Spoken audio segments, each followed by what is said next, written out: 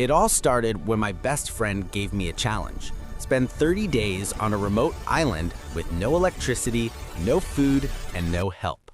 I love challenges, so I accepted it with a smile.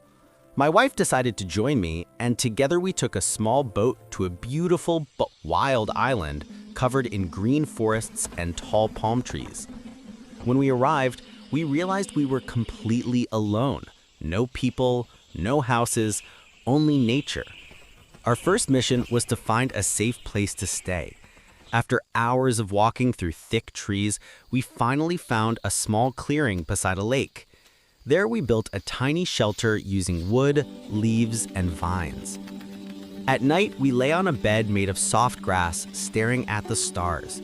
It was peaceful, but hunger soon reminded us of our next challenge: food. The next morning, we made a simple bow and arrow using branches and rope. We went into the forest hoping to hunt for something small to eat. After hours of searching, I spotted a small pigeon on a tree. I took aim and hit it.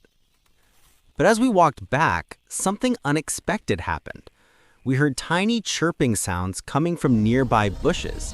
When we looked closely, we found a small nest with 3 baby birds crying beside their dead mother. My wife and I looked at each other and felt a deep pain in our hearts. We realized those babies were hungry and their mother was the one we had just taken. That moment changed everything. We decided to give up our food for those tiny lives. We spent the next few days feeding them, finding worms, seeds, and fruits. Every morning, afternoon, and evening, we brought them food. We even talked to them like family. And slowly, they stopped crying and started growing. Days passed quickly. We learned to survive by eating forest fruits and drinking milk from a wild goat that had started visiting our shelter.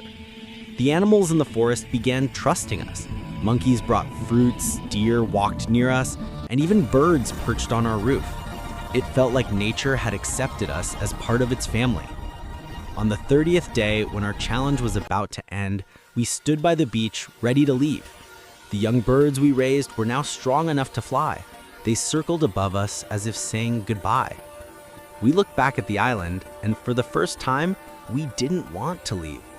That challenge was supposed to test our strength, but it ended up teaching us compassion, patience, and the beauty of living with nature.